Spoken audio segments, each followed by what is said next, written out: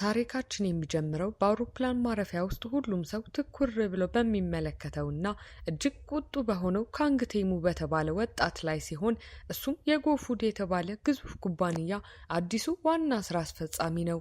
በዚያም አንዲት ሴት በአጋጣሚ ስትገጨው በንዴት ቢቆጣም ረዳቱ የሆነው ሱንግሃን ልጅቷን በማረጋጋት ቴሙ ምን ያህል ኮስተር ያለ ሰው እንደሆነ ያሳየናል።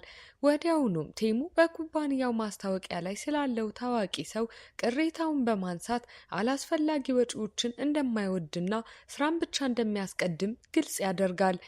ቆይ ከዛ በፊት አሁን ላይ 0 ሰብስክራይበር ነው ያለን። እቅዳችን በዚህ 90 ቀን ውስጥ 100,000 ሰብስክራይበር ለመግባት ነው። አንችልም? እንችላለን። ሰብስክራይብ አድርጉ። በሌላ በኩል ሺንሃሪ የተባለችውን ዋና ገጸ ባህሪያችንን የምናገኘ ሲሆን እሷም በዚሁ ኩባንያ ውስጥ የምርምር ቡድን አባል ሆና በላብራቶሪ ውስጥ ስትሰራ የአዲሱ ፕሬዝዳንት የሹመት በዓል መጀመሩን ትሰማለች። በመሆኑም ሁሉም ሰራተኞች አዲሱንና መልከ መልካሙን ፕሬዝዳንት ለማየት በአዳራሽ ቢሰበሰቡም ረዳቱ ሱንግሁን መጥቶ ቴሙ እንዲህ አይነቱን የትዕይንት ዝግጅት ስለማይወድ እንደማይመጣና ወደፊት በስራ ገበታ ላይ ብቻ እንደሚገናኟቸው ሲያሳውቅ ሁሉም በድንጋጤ ይዋጣሉ። ይህ በእንዲህ እንዳለ የቴሙ አያትና የኩባንያው መስራች በልጅ ልጃቸው ድርጊት ክፉኛ ያዝናሉ። በቀጣዩ ትዕይንት ሰራተኞች የሃሪን የልደት በዓል እያከበሩ ሳለ ሃሪ ለረጅም ዓመታት በድብቅ ከምታፈቅረው የልጅነት ጓደኛዋ ሚኑ የደስታ መግለጫና የራት ግብዣ መልእክት ሲደርሳት በከፍተኛ ደስታ ትዋጣለች። በመሆኑም ለጓደኛዋ ጂንዮንግሶ በመደወል ሚኑ ፍቅሩን ሊገልጽላት እንደሚችል በጉጉት ትነግራታለች። ይሁን እንጂ ሬስቶራንት ውስጥ ሲገናኙ የሃሪ ልብ ክፉኛ ይሰበራል። ሚኑ የፍቅር ጥያቄ ከማቅረብ ይልቅ የምትወደውን የሙዚቃ ኮንሰርት ቲኬት በመስጠት ከጥሩ ወንድ ጋር ሂጂበት ሲላት ሃሪ አሁንም ድረስ እንደ ጓደኛ ብቻ እንደሚያያት በመረዳት በሐዘን ትዋጣለች። በተመሳሳይ ሰዓት የቴሙ አያት ቴሙ ቶሎ እንዲያገባ ግፊት ማድረግ ይጀምራሉ። ቴሙ ለፍቅርም ሆነ ለትዳር ምንም አይነት ጊዜና ፍላጎት እንደሌለው ቢገልጽም አያቱ ግን 20 ከተለያዩ ሴቶች ጋር የትውውቅ ቀጠሮዎችን እንዳዘጋጁለት ይነግሩታል።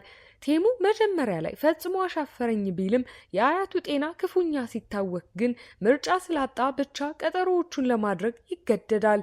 በሌላ በኩል የሃሪ ጓደኛ የሆነችው ዮንግሶ አባቷ ከአንድ ሀብታም ነጋዴ ጋር የትውውቅና የጋብቻ ቀጠሮ ስላዘጋጁባት ክፉኛ ትጨነቃለች። በመሆኑም ሃሪን በእሷ ቦታ ተክታ እንድትሄድና ልክ ከዚህ ቀደም እንደምታደርገው ሰውየውን በሚያስጠላ ባህሪ እንድታባረርላት ትለምናታለች። መጀመሪያ ላይ ሃሪ ብታንገራግርም ለጓደኝነታቸው ስትልና ዮንግሶም ጥሩ ክፍያ ስለምትሰጣት ትስማማለች። ይህንንም ተከትሎ ዮንግሶ ሃሪን ወደ ውድ የልብስና የውበት ሳሎን በመውሰድ ማንነቷ ፈጽሞ እንዳይታወቅ አድርጋ በሚያምር ሁኔታ ታዘጋጃታለች። በመጨረሻም ሃሪ ለቀጠሮው ወደ ሬስቶራንቱ ስታመራ ከፊት ለፊቷ የተቀመጠው ሰው የራሷ የኩባንያ ፕሬዝዳንት የሆነው ካንግ ቴሙ መሆኑን ስታይ በከፍተኛ ድንጋጤ ትዋጣለች። ሃሪ ማንነቷ እንዳይጋለጥ በመፍራት ቴሙን ለማስደንገጥና ለማባረር በማሰብ እጅግ ያልተለመዱና የሚያሳፍሩ ባህሪያትን ማሳየት ትጀምራለች። ገንዘብ እንደምታመልክ በአንድ ጊዜ ከበርካታ ወንዶች ጋር እንደምትገናኝና አላስፈላጊ ቃላትን በመጠቀም ብታስመስልም ቴሙ ግን በዚህ ሁሉ ሳይረበሽ በረጋ መንፈስ ይመለከታታል። በመጨረሻም ቴሙ ሙሉ በሙሉ ለማስበርገግ አስባ በቀጥታ ወደ ሆቴል አልጋ እንዲሄዱ ስትጠይቀው ቴሙ ይሸሻል ብላ ስትጠብቅ እሺ እንሂድ ሲላት ሃሪ ንግግር ታጣለች። በዚያች ቅጽበት አንዲት ሴት በንዴት መታ የሃሪን ጸጉር በመጎተት ከፍቅረኛዋ ጋር አይቻታለሁ ብላ ጸብ ስትፈጥር ቴሙ ጣልቃ በመግባት ሃሪን ያስጥላታል። ከዚያም ወደ ቤቷ ሲሸኛት ሃሪ አሁንም መጥፎ ሴት መስላ ለመታየት ብትሞክርም ቴሙ ግን ቆራጥ ውሳኔ ላይ ይደርሳል። ቴሙ አያቱ በየቀኑ ከሚያዘጋጁለት አሰልቺ የሴቶች ቀጠሮ ለመገላገል ሲል ብቻ ለረዳቱ ሱንግሁን ይቺን አሁን ያገኛትን ሴት እንደሚያገባት ይነግረዋል። በሌላ በኩል ሃሪና ዮንግሶ እቅዳቸው የተሳካ መስሏቸው በደስታ ሲያከብሩ የዮንግሶ አባት ደውለው ቴሙ እሷን ለማግባት መወሰኑ ሲነግራቸው የሁለቱም ፊት በድንጋጤ ይለወጣል። በማግስቱ ሃሪ በኩባንያ ውስጥ ስትሰራ ቴሙና ረዳቱ ሱንግሁንን ድንገት ስታያቸው ማንነቷ እንዳይታወቅ ፊቷን አዙራ ለመደበቅ ትሞክራለች። ሆኖም ቴሙ ሚሽን ሃሪ ብሎ ሲጠራት ስሟን እንዲታወቀ ብላ ክፉኛ ትደነግጣለች። ይሁን እንጂ ቴሙ የወደቀውን የኩባንያ መታወቂያዋን ሊመልስላት ብቻ እንደ ጠራት ስትረዳ እፎይታ ይሰማታል። በሌላ በኩል ዮንግሶ ከሃሪ ጋር ስትገናኝ በአጋጣሚ የቴሙን ረዳት ሱንግሁንን ለመጀመሪያ ጊዜ የምታየው ሲሆን ባየችው ቅጽበትም ልቧ ተማርኮ በፍቅሩ ትወድቃለች። ከዚያም ዮንግሶ ሃሪ ቴሙን አግኝታ እውነቱን በመንገር ጋብቻውን እንድታስቀር ታስገድዳታለች። ሃሪም ቴሙን አግኝታ ላለማግባት እንደወሰነች በግልጽ ብትነግረውም ቴሙ ግን ቢያንስ 10 ጊዜ ተገናኝተው ከተዋወቁ በኋላ እንዲጋቡ ይጠይቃታል። ሃሪም ትዳር ለአንተ ቀልድ ነው እንዴ ብላ ስትቆጣው ቴሙ ከሌላ ሴት ጋር አልፈልግም፣ ላገባ የምፈልገው አንቺን ብቻ ነው ሲላት ሃሪ በግራ መጋባት ውስጥ ሆና ጥላው ትሄዳለች።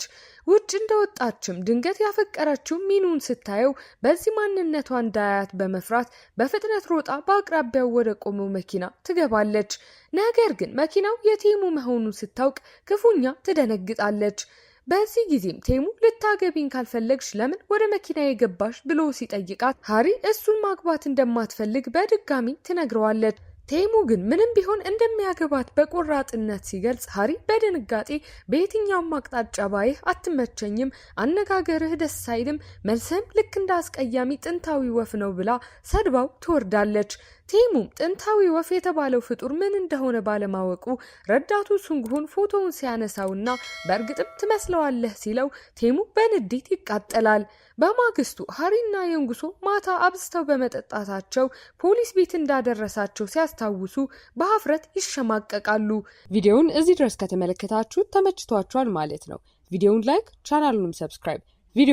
ቻናሉንም ሰብስክራይብ ማድረግ እንዳይረሳ እንላለን። ወደ ታሪካችን ከጥቂት ቀናት በኋላ ሃሪ በኩባንያው ውስጥ ሳለች የልብ ጓደኛዋ ሚኑ መጥቶ ለስራ ባልደረባዋ ስጦታ ሲሰጣት ስታይ ልቧ በድጋሚ ክፉኛ ይሰበራል።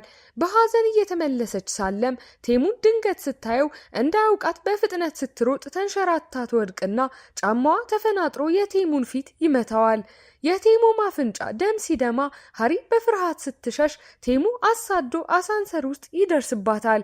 ቴሙም የወደቀውን መታወቂያዋን አይቶ በቅርቡ ለኩባንያ ያቀረበችውን ድንቅ የምግብ አሰራር ሀሳብ ባለቤት መሆኗን ሲረዳ ለስራዋ ያላትን ብቃት በማድነቅ ለመጀመሪያ ጊዜ በበጎ እይታ ይመለከታታል። በሌላ በኩል ዮንግሶ ለቴሙ እውነቱን ለመንገር ስትሄድ ቴሙ ቀድሞውኑ በቀጠሮ ላይ የመጣችው ሴት እሷ እንዳልነበረች መረዳቱን ይነግራታል። ከዚያም ያቺን ሴት ካላመጣችላት ሚስጥሯን ለአባቷ እንደሚነግር አስጠንቅቆ ያባርራታል። ዮንግሶም በጭንቀት ለሃሪ ደውላ ሁኔታውን ታስረዳታለች። በዚህ መሃል ቴሙ እንደ ጥንታዊ ወፍ ትመስላለህ ብላ የሰደበችውን ያቺን ሐሰተኛ ሴት ለማግኘት ብቀላውን ለመወጣት በጉጉት ይጠባበቃል። ዮንግሶም ሃሪን በድጋሚ በማሳመር ቴሙ ወደሚገኝበት ሬስቶራንት ይዛው ትሄዳለች። ሆኖም ሃሪ ቴሙን ስታየው በድንጋጤ ቦርሳዋ ሲወድቅ የቤተሰቦቿ የዶሮ ሬስቶራንት ኩፖን አብሮ ይወድቃል። ቴሙም ኩፖኑን አይቶ ሲጠይቃት ሃሪ ቤተሰቦቿ በከፍተኛ የገንዘብ ችግርና ዕዳ ውስጥ በመሆናቸው ምክንያት በዮንግሶ ቦታ ለቀጠሮው ለመምጣት እንደተገደደች እውነቱን ታስረዳዋለች።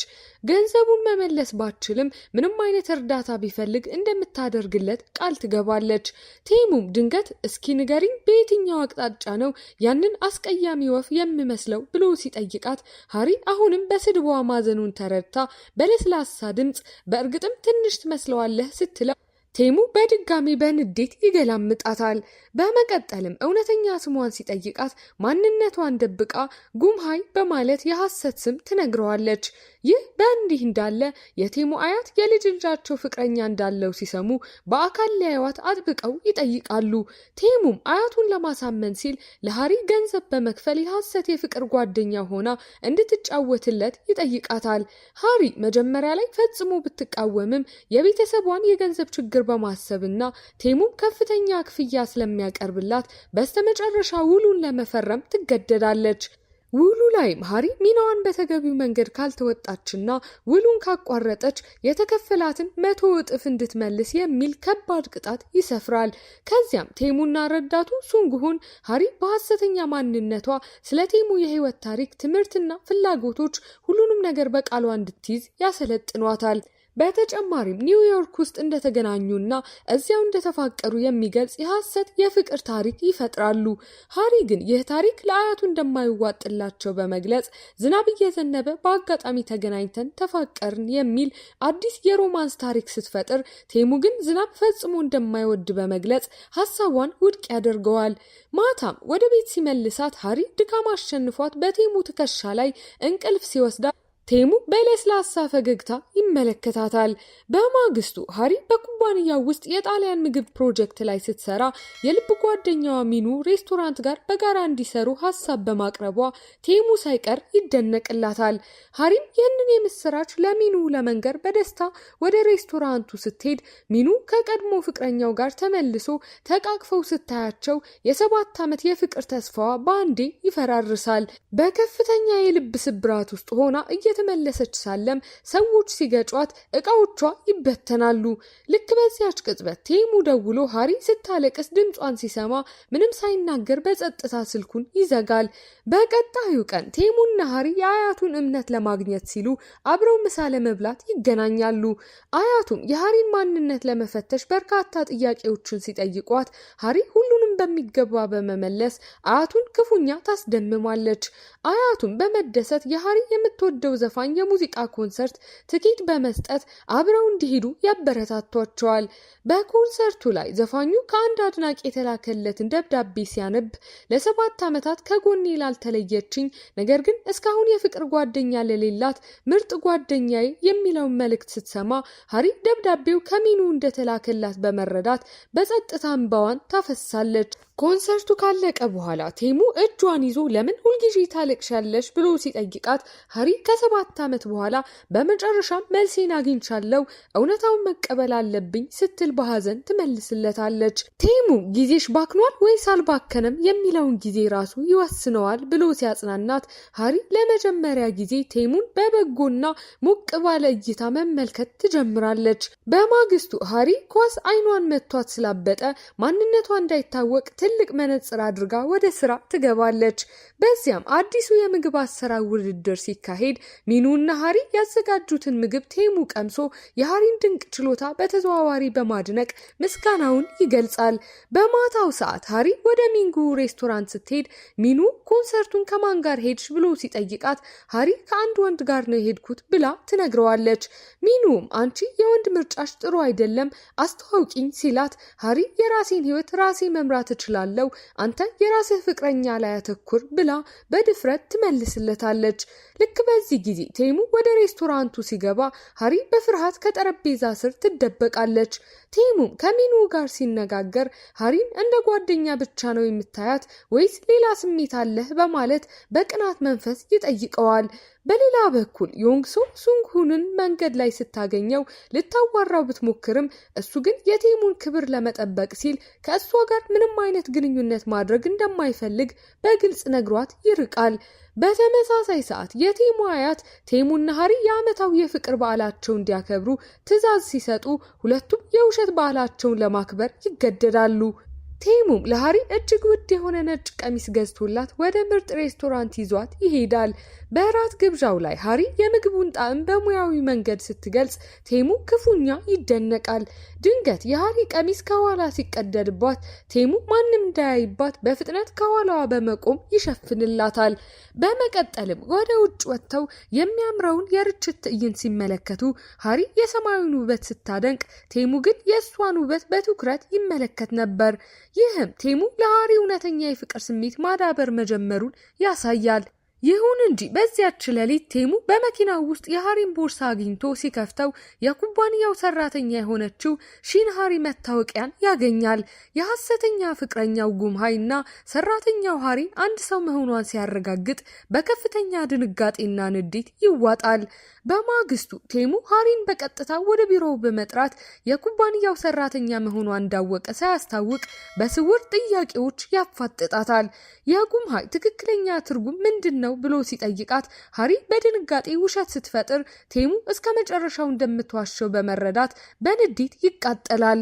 ይህንንም ተከትሎ ቴሙ ሃሪን ለመቅጣት በማሰብ የሰራችውን ማንኛውንም የምግብ ምርምር ውድቅ በማድረግ ደጋግማ እንድትሰራ ያንገላታታል። ሃሪም ተስፋ ቆርጣ ምክንያት ስትጠይቀው ቴሙ እኔ የምወደውን ጣዕም እስካላመጣሽ ድረስ አልቀበልም በማለት ኮስተር ብሎ ይመልስላታል። ይህ በእንዲህ እንዳለም የኩባንያው ዓመታዊ በዓል ሲደርስ ቴሙ የሐሰት ፍቅረኛውን ይዞ መቅረብ ስላለበት ሃሪን እንድትመጣ ያዛታል። በአንጻሩ ደግሞ በዚሁ በዓል ላይ የኩባንያ ሰራተኛ የሆነችው ሃሪ ልዩ ሽልማት ስለምትቀበል በአንድ ጊዜ 2 ቦታ መገኘት ስለማትችል ክፉኛ ትጨነቃለች። ሃሪ ታምም ያለው ብላ ለመቅረት ብትሞክርም ቴሙ ቤተሰቦቿን በሙሉ ወደ በዓሉ በመጋበዝ መውጫ ቀዳዳ ያሳጣታል። ሆኖም ማታ ላይ ሃሪ በውጥረትና በድካም ብዛት መጠጥ አብዝታ ስትሰክር ለቴሙ ደውላ የውል ቅጣትህ በጣም በዛብኝ እያለች ስታማርር ስልኩ ድንገት ይቋረጣል። ቴሙም በከፍተኛ ጭንቀት ውስጥ ሆኖ በሌሊት ሲፈልጋት በመጨረሻም አንድ መናፈሻ ውስጥ አግኝቷት ይዟት ይመለሳል። ሃሪም በስካር መንፈስ እኔ ጉምሃ አይደለሁም ሺን ሃሪ ነኝ ይቅርታ ብላ እውነቱን ተናግራ ትከሻው ላይ እንቅልፍ ይወስዳታል። በማግስቱም ቴሙ ከዚህ በኋላ በመካከላችን ምንም አይነት ግንኙነት የለም የሚል መልእክት ሲልክላት ሃሪ 2 የተለያዩ ህይወት ከመኖር በመገላገሏ እፎይታ ቢሰማትም ውስጧ ግን ክፉኛ ይረበሻል። ቴሙም ሃሪን ለመርሳት በማሰብ ወደ ኒውዮርክ ቢጓዝም በሄደበት ሁሉ የእሷ ምስል እየታየው ሊረሳት ፈጽሞ አይችልም። በሌላ በኩል ዮንግሶ ጎረቤቷ በድብቅ ካሜራ ክፍሏ ውስጥ እንደቀረጻት ስታውቅ ወደ ፖሊስ ጣቢያ ልትሄድ ስትል ሰውየው ሊያጠቃት ይሞክራል። ልክ በዚያ ጊዜ ሱንግሃን ደርሶ ሰውየውን በቁጥጥር ስር በማዋል ለፖሊስ ያስረክበዋል። ቴሙም ይህንን ወንጀል ሲሰማ ሃሪን ይዞ ወደ ፖሊስ ጣቢያ በመሄድ እሱ ራሱ የሰውየውን ኩባንያ በመግዛት ከስራ አባሮ እስር ቤት እንዲገባ ያደርገዋል። ይህንንም አጋጣሚ ተጠቅሞ ቴሙ ለሃሪ እውነተኛ ስሜቱን ለመግለጽ ወስኖ ውድ የሆነ የአንገት ሐብል በመግዛት የራት ቀጠሮ ይጋብዛታል። በራት ግብዣው ላይ ቴሙ ፍቅሩን ሊገልጽላት ሲዘጋጅ ሃሪ ግን በድንገት የስራ መልቀቂያ ደብዳቤዋን ከፊቱ ታስቀምጣለች። ማንነቴን ደብቄ በማታለሌ ይቅርታ እባክህ ስራዬን አይተህ አታባረኝ ስትለው ቴሙ ያዘጋጀው የፍቅር ጥያቄ ሙሉ በሙሉ ፈርሶ በድንጋጤ ይመለከታታል። ሱንግሁም ቴሙን ሃሪ ለ7 ዓመት ያፈቀረችው ሰው ስላላት ጊዜ ስጣት ብሎ ይመክረዋል። በማግስቱ ቴሙ የሃሪን የስራ መልቀቂያ ቀዳዶ በመጣል አንቺ የመሰለች ታታሪ ሰራተኛ ኩባንያዬን አትለቅም በማለት ከስራ በኋላ በሚስጥር ፕሮጀክት አብረው እንዲወጡ ያደርጋታል። በሚስጢር ፕሮጀክቱ ሰበብ ቴሙ ሃሪን ወደ ሲኒማ ቤት ይዟት ሲሄድ ሲኒማ ቤቱ ሙሉ በሙሉ ለሁለታቸው ብቻ ተከራይቶ ነበር። ይሁን እንጂ ሚኑና ጓደኞቹ በአጋጣሚ ወደዚያው ሲመጡ ሃሪ ቴሙን ማንም እንዳያየው ከጀርባ ደብቃው ትሸሻለች። ይህ ሁኔታ ቴሙን ቢያበሳጨውም ስለሷ ያለውን ስሜት ሲል ግን ሊቀይረው አልቻለም። በሌላ በኩል ዮንግሶና ሱንግሁን በመካከላቸው ያለው የፍቅር ስሜት እያደገ መጥቶ በይፋ የፍቅር ግንኙነት ይጀምራሉ። ቴሙ የሃሪን የኢንስታግራም ገጽ በመመልከት የምትወዳቸውን ቦታዎችና ምግቦች አጥንቶ በስራ ጉዞ ሰበብ ወደ ባህር ዳርቻ ይዟት ይሄዳል። በዚያም ሃሪ የልጅነት ህልሟ የሆነውን የበርገር መኪና ስታገኝ በደስታ ትዋጣለች። ይህንንም ያዘጋጀላት ቴሙ ራሱ ነበር።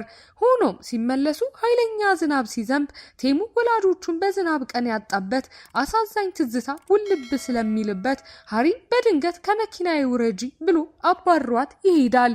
ሃሪም በዝናብ ውስጥ ተጥላ ክፉኛ ብታዝንም ቆየት ብላ ዝናብ እንደማይወድ ስታስታውስ ጥፋቱ የእሷ እንዳልሆነ ትረዳለች። በማግስቱ ቴሙ ሃሪ ወዳለችበት ሆቴል መጥቶ ለጓደኞቿ ራሱን የሃሪ ፍቅረኛ ነኝ ብሎ በይፋ ያስተዋውቃል። ጓደኞቿም የቴሙን ሀብትና ውበት አይተው በቅናት ሲቃጠሉ ቴሙ ሙሉ ወጪያቸውን በመሸፈን የሃሪን ክብር ከፍ ያደርግላታል። ማታ ላይ ሁለቱ ብቻቸው ሲቀሩ ቴሙ ይህንን ሁሉ ያደረግኩት ስለምወድሽ ነው፣ ጊዜ ወስደሽ አስቢበትና መልስሽን ንገሪኝ በማለት እውነተኛ ስሜቱን ይነግራታል። ሃሪም ይህንን ስትሰማ ልቧ በፍቅር መምታት ይጀምራል። ከጥቂት ቀናት በኋላም ቴሙና ሃሪ በድጋሚ ሲገናኙ ቴሙ አሁንም መልስሽን እየጠበቅኩ ነው ሲላት ሃሪ ማመን አቅቷት ታለቅሳለች። እኔም ሁል ጊዜ ስላንተ ነው የማስበው፣ ግን ግንኙነታችን ፈጽሞ የማይሆን ህልም ነው ስትለው ቴሙ እጇን ይዞ ምንም ቢፈጠር አብሬሽ እሆናለሁ ብሎ ቃል ይገባላታል። በመጨረሻም ሃሪ ፍቅሯን አምና በመቀበል ቴሙን ትስመዋለች። ቴሙ በደስታ አቅፎ አጸፋውን ይመልስላታል።